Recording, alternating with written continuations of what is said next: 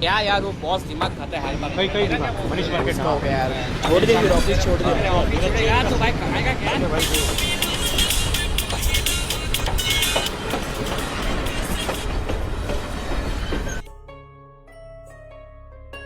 नहीं नहीं इधर अलाउड ही नहीं है। वो पण अब दूसरे बिल्डिंग में ट्राय करू।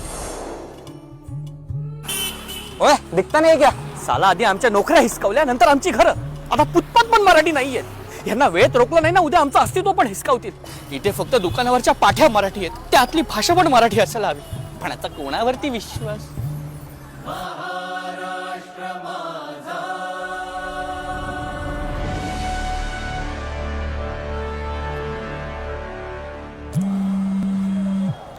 हॅलो